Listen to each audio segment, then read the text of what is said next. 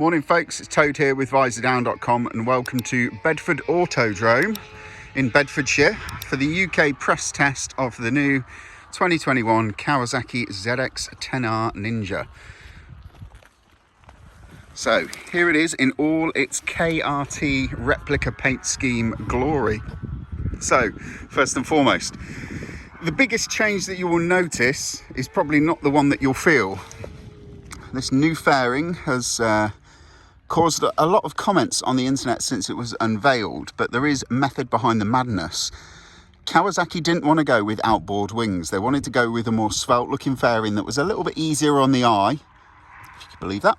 And they've gone for inboard wings, which generate around 16% more downforce than the old Kawasaki ZX-10R fairing. So you can see they come in here and then up out of there, and there is also not a winglet but a kind of like an aerofoil on the rear of the bike, which is supposed, or I'm told, to generate a bit of a sort of a vacuum of air behind the bike that so the front aerodynamics sort of all work away. Other big changes really are in here. Now the brake horsepower is roughly the same as the previous bike, static and with ram air induction, but the real work has been done to not just clean it up for Euro 5 but to make the engine spin faster, make its power quicker, and ultimately just be a faster motorcycle.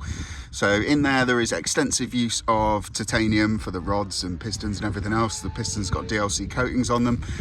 It's all been revised, despite actually, if you were to slip one on a dyno, not making massive amounts of power more. It does make more torque, and it is also has different gearing compared to the previous ZX-10R. We also have something that I'm really happy about. We have a Tft Dash, and it is the same TFT as found on bikes like the Z650, Z900. As you see, we're in sport mode there, so we've got like a lap timer all set up. Yeah, really clear, it's really easy to read and a pleasure to look at. So, a very quick first impressions. The first thing that I noticed, and it's probably because I was pulling out of the pit lane, was the new gearing does make it much more eager to get down the road. It was always eager to rev, and the Kawasaki ZX-10R is a bike that you have to rev, but it was more eager to just lurch down the road and really jump into the first corner. The second thing that I noticed, and this is something that has come courtesy of Mr. Jonathan Ray, is the balance between the front and the rear shock. So the rear shock has been stiffened up slightly, and the front forks have been softened ever so slightly by by half a Newton meter. You're never really going to notice it on the road, but on the track you do notice there is a nice transition. When you go onto the brakes, you get a nice sort of transition of the bike, sort of pitches forward, and it just sort of pushes the front wheel into the tarmac and just gives you a really nice secure platform to work from when you're tipping the bike into slower speed or high speed corners. So there we go. Like I said, it is a very quick walk around.